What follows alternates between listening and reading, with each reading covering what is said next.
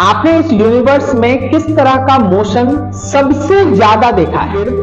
Universe में microscopic level, छोटे से लेवल से लेके मैक्रोस्कोपिक लेवल, ब्रह्मांड यूनिवर्स के लेवल में सबसे ज्यादा आप देखते हैं। थोड़ा जोर दीजिए अपने दिमाग पे। आज हम एक ऐसे ही सवाल का पता लगाएंगे जिसने हजारों सालों से इंसानों को हैरान किया हुआ है। एक ऐसा रहस्य जो हर चीज के केंद्र में छुपा हुआ है। आपके शरीर की सबसे छोटी कोशिका से लेके यूनिवर्स के सबसे दूरस्थ स्टार तक वो सवाल है कि आखिर क्यों चीजें घूमती हैं। यह हमारे यूनिवर्स का सबसे बुनियादी नियम है दोस्तों, एक अंतहीन कॉस्मिक बैलेंस। नमस्कार दोस्तों, आज के इस वीडियो में आपसे सबसे पहले एक सवाल, आपने इस यूनिवर्स में किस तरह का मोशन सबसे ज्यादा देखा है? जो लोग साइंस से थोड़ा भी रिलेशन रखते हैं उनको पता है मोशन में रेक्टिलिनियर मोशन होता है, सर्कुलर मोशन होता है, घूमने वाला ऑसिलेटरी मोशन होता है, इस तरह का बहुत सारा मोशन होता है। लेकिन आपसे एक छोटा सा सवाल है कि आप इसमें से कौन सा ऐसा मोशन है जिसको अपने इर्द गिर्द यूनिवर्स में माइक्रोस्कोपिक लेवल, छोटे से लेवल से लेके मैक्रोस्कोपिक लेवल, ब्रह्मांड यूनिवर्स के लेवल में सबसे ज्यादा आप देखते हैं? थोड़ा जोर दीजिए अपने दिमाग पे। बिल्कुल सही, आप हर चीज को घूमता हुआ देखते हैं। जो सबसे बड़ा मोशन है जो पूरे यूनिवर्स में छोटे से छोटे स्केल से लेके बड़े से बड़े यूनिवर्स के स्केल तक होता है, वो है एक तरह का रोटेशनल इफेक्ट, स्पिन इफेक्ट। आज हम एक ऐसे ही सवाल का पता लगाएंगे जिसने हजारों सालों से इंसानों को हैरान किया हुआ है। एक ऐसा रहस्य जो हर चीज के केंद्र में छुपा हुआ है। आपके शरीर की सबसे छोटी कोशिका से लेके यूनिवर्स के सबसे दूरस्थ स्टार तक वो सवाल है कि आखिर क्यों चीजें घूमती हैं। यूनिवर्स की हर चीज आखिर घूमती क्यों है? कल्पना कीजिए, बचपन में आपने लट्टू घुमाया होगा, वो घूमता है फिर धीमा पड़कर गिर जाता है। लेकिन क्या आपने कभी सोचा है कि अगर आपका लट्टू कभी ना रुके, अगर वो अरबों सालों से घूम रहा हो, यह कोई कल्पना नहीं है, यह हमारे यूनिवर्स का सबसे बुनियादी नियम है दोस्तों, एक अंतहीन कॉस्मिक बैलेंस। सबसे पहले अपनी आंखें बंद करिए और खुद को अंतरिक्ष में तैरता हुआ महसूस कीजिए। आपके नीचे है चांद, वो सुंदर शांत चांद। लेकिन क्या वो सच में शांत है? बिल्कुल नहीं। वो लगता है हमारी धरती का एक चक्कर काट रहा है, वो लगातार हमारी धरती का एक चक्कर काट रहा है। और धरती वो सिर्फ अपनी धुरी पर ही नहीं घूम रही है बल्कि सूरज के भी चारों तरफ चक्कर लगा रही है। पर सूरज भी कहीं थमा हुआ नहीं है दोस्तों, वो भी हमारे मिल्की वे में, मिल्की वे के केंद्र के चारों तरफ चक्कर लगा रहा है। और फिर आइए मिल्की वे पर, क्या वो रुका हुआ है? वो भी लोकल ग्रुप नाम के 50 से ज्यादा गैलेक्सी के समूह के ग्रेविटेशनल केंद्र के इर्द गिर्द नाच रहा है, घूम रहा है। और ये लोकल ग्रुप भी खुद अगर सोचिएगा तो वो भी रुका हुआ नहीं है, वो सुपर क्लस्टर नाम की एक विशालकाय संरचना में घूम रहा है। ये घूमने का एक अंतहीन सिलसिला है दोस्तों, एक कॉस्मिक बैलेंस, जहां हर डांसर दूसरे डांसर के इर्द गिर्द नाच रहा है। लेकिन यह नृत्य सिर्फ बड़ी बड़ी चीजों तक सीमित नहीं है, यह हमारे अंदर, हमारे आसपास की हर एक चीज में मौजूद है। स्पिन, एक्चुअली ये वर्ड यूनिवर्स के डीएनए में बसा हुआ है। अब हम अपनी नजर को यूनिवर्स के विशाल पैमाने से हटाकर एक बेहद सूक्ष्म पैमाने पर ले जाते हैं, एटम की दुनिया में। एक एटम की कल्पना करें, बीच में एक न्यूक्लियस है जिसके चारों ओर इलेक्ट्रॉन चक्कर काट रहा है, ठीक वैसे ही जैसे यह सूरज का सूरज के चारों तरफ हमारी पृथ्वी चक्कर काट रही है। लेकिन यहां एक और हैरान करने वाली बात है, हर सब एटॉमिक कण, चाहे वो इलेक्ट्रॉन हो, प्रोटॉन हो या न्यूट्रॉन हो, उसमें एक जन्मजात गुण होता है जिसे फिजिक्स के हिसाब से हम लोग स्पिन कहते हैं। ये स्पिन वैसे स्पिन नहीं है जैसे कोई लट्टू घूमता है, बल्कि ये एक अलग तरह का जन्मजात, और अगर फिजिक्स के टर्म में बोलिएगा तो उसको हम लोग एंगुलर मोमेंटम कहते हैं, जो उस कण का उतना ही फंडामेंटल प्रॉपर्टी है जितना उसका मास या फिर चार्ज है। जिस पल एक कण का जन्म होता है उसी पल से ये कैरेक्टर उसके अंदर हमेशा से रहता है। ये उसकी पहचान है, उसका डीएनए है। इलेक्ट्रॉन का यही स्पिन छोटे छोटे मैग्नेटिक फील्ड बनाती है, और यही मैग्नेटिक फील्ड का फंडामेंटल प्रिंसिपल है जो हमारे मोबाइल से लेकर पूरी धरती के मैग्नेटिक फील्ड तक को संचालित करती है। तो सोचिए, आपके शरीर का हर एक एटम के अंदर एक छोटा सा यूनिवर्स घूम रहा है, और आप स्वयं एक जीवंत घूमती हुई एक इकाई है, फंडामेंटल है। एंगुलर मोमेंटम का जादू यूनिवर्स का संतुलन मेंटेन करता है। अब सवाल उठता है कि यह घूमना शुरू कैसे हुआ और यह कभी रुकता फिर क्यों नहीं है। देखिए, इसका जो राज है वो छुपा है हमारे फिजिक्स के एंगुलर मोमेंटम के कंजर्वेशन प्रिंसिपल में। यह साइंस का एक बहुत ही शक्तिशाली नियम है, लेकिन इसे समझना बेहद आसान है।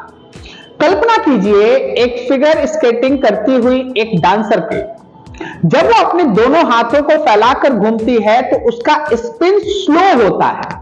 फिजिक्स के लैंग्वेज में बोलिएगा तो इनर्शिया बढ़ता है, इसलिए एंगुलर स्पीड उसका कम होता है। लेकिन जैसे ही वो अपने हाथों को शरीर के पास सिकोड़ लेती है, उसका इनर्शिया घट जाता है और वो तेजी से घूमने लगती है। एनर्जी ना तो पैदा होती है ना ही खत्म होती है, बस अपना रूप बदलती है। और इसको आप यूनिवर्स में कहीं भी लागू कर सकते हैं। बिग बैंग के समय जब यूनिवर्स एक बहुत ही छोटे सघन बिंदु से पैदा हुआ तो उसने एक जबरदस्त एंगुलर मोमेंटम यानी घूमने की प्रवृत्ति विकसित की थी। जैसे जैसे यूनिवर्स फैला और ठंडा हुआ, यही बिखरने के साथ साथ एंगुलर मोमेंटम हर चीज के अंदर डिस्ट्रीब्यूट हो गया। गैस और धूल के बादल जो तारों और यहां के निर्माण करने वाले थे, ये सब अपने में टकराए और संघनित हुए, कंसंट्रेट हुए, तो उन्होंने इस एंगुलर मोमेंटम को भी एक तरह से इनहेरेंट या यूं बोलिए विरासत में पाया है बिग बैंग के बाद। ठीक वैसे ही जैसे वो फिगर स्कैटर अपने हाथ को सिकुड़ने से तेजी से घूमने लगती है, ये बादल जब सिकुड़ते हैं तेजी से घूमने लगते हैं।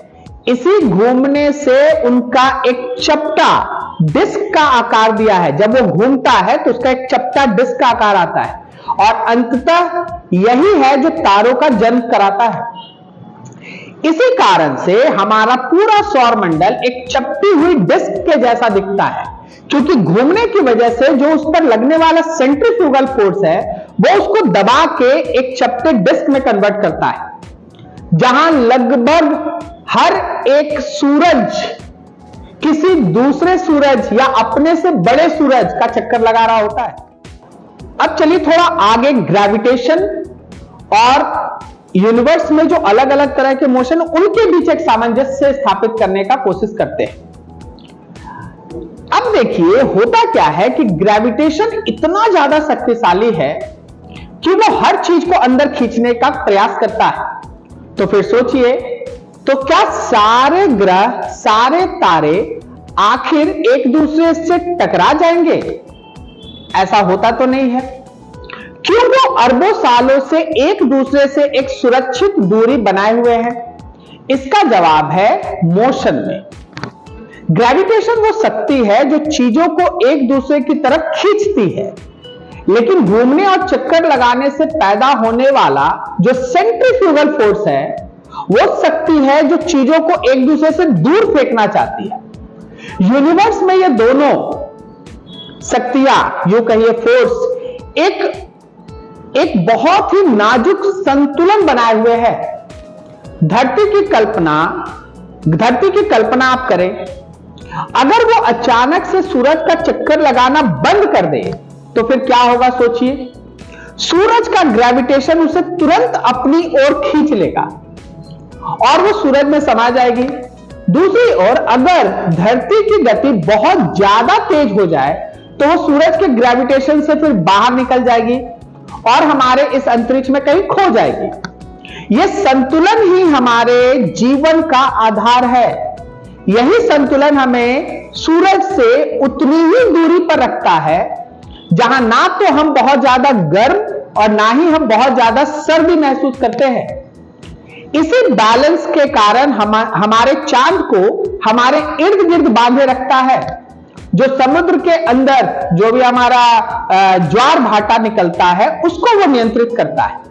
सोचिए, अगर ये घूमना, ये जो मोशन है, अगर ये नहीं होता तो फिर यूनिवर्स में जीवन की कोई संभावना भी नहीं होती। सब कुछ एक बड़े और अंधेरे बिंदु में फिर से उस ग्रेविटेशन के अट्रैक्शन के कारण फिर से फ्यूज होकर समा जाता, जैसा कि बिग बैंग के स्टार्ट में था एक पॉइंट, वापस से पॉइंट हो जाता।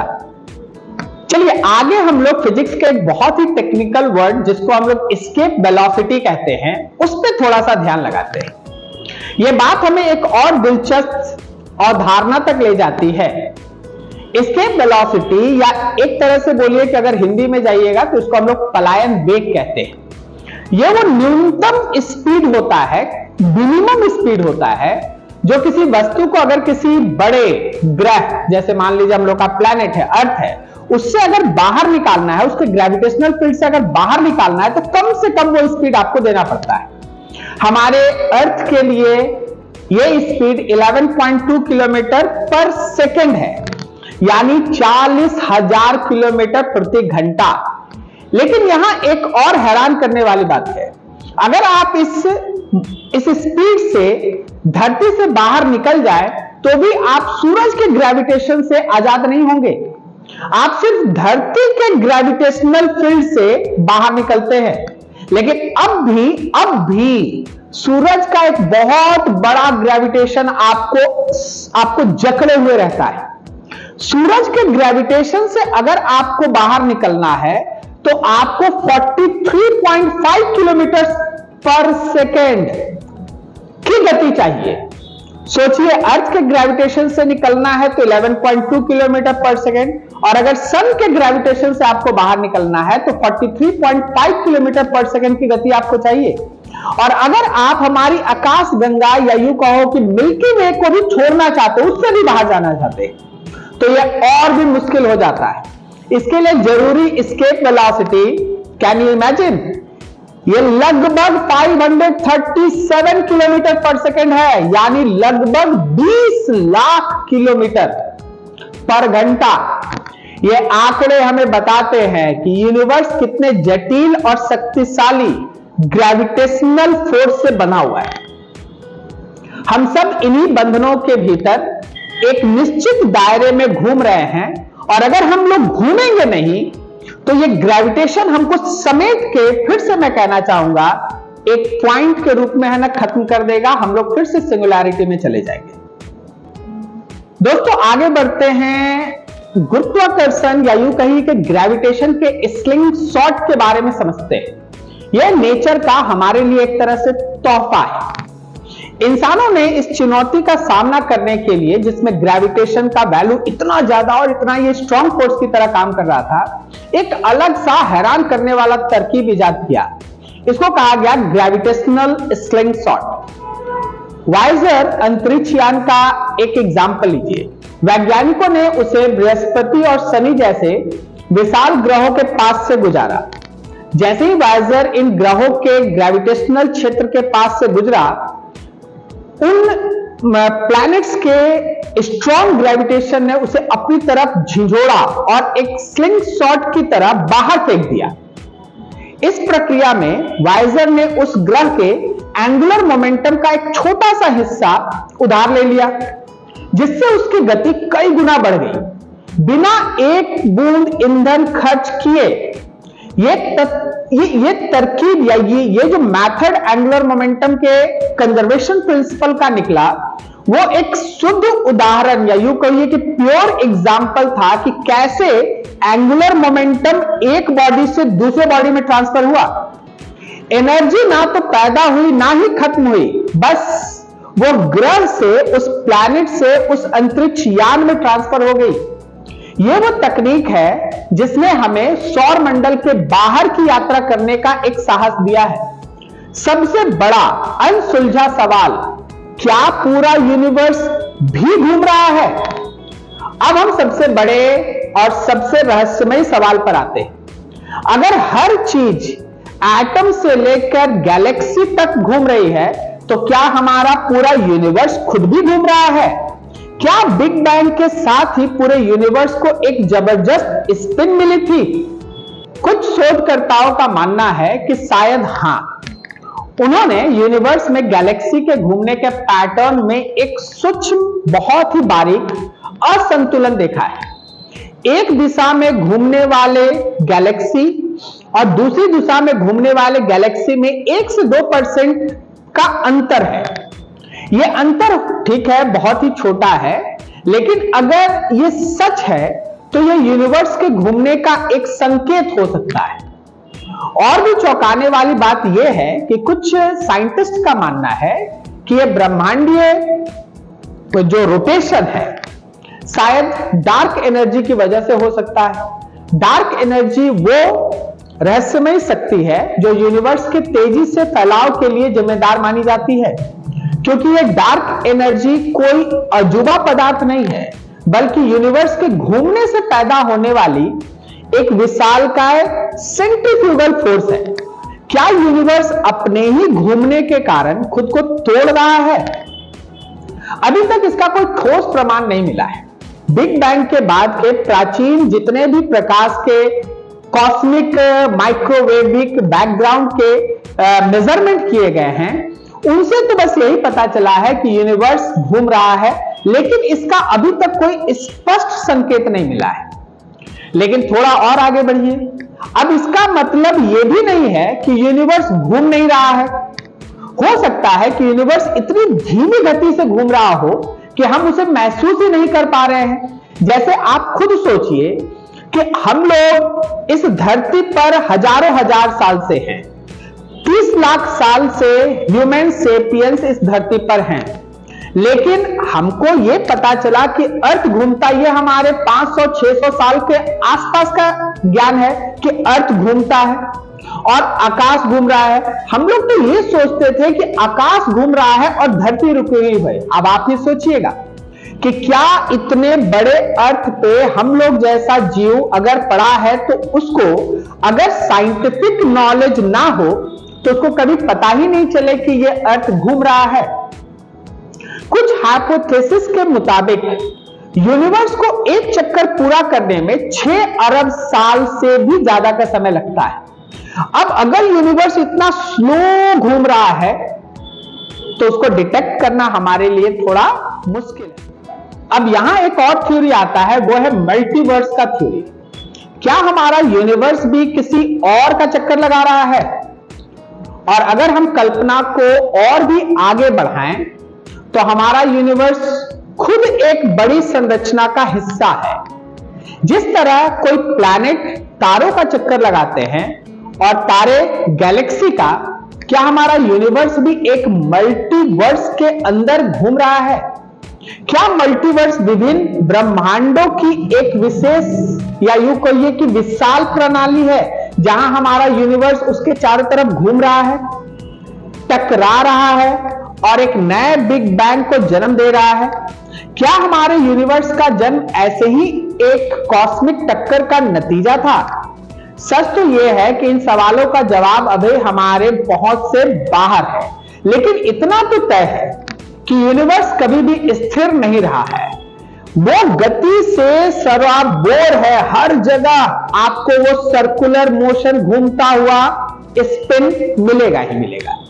एक विशाल यंत्र जहां हर चीज घूमती है और हम इस विशाल कॉस्मिक मशीन के बस एक छोटे से सूक्ष्म हिस्से हैं। हमारा शरीर, हमारी धरती, हमारा सूरज, सब कुछ इसी अंतहीन डांस में शामिल है। तो अगली बार जब आप रात को आसमान की ओर देखें तो यह जानिए कि आप सिर्फ चमकते तारे नहीं देख रहे हैं, आप यूनिवर्स का एक शानदार नृत्य के साक्षी हैं।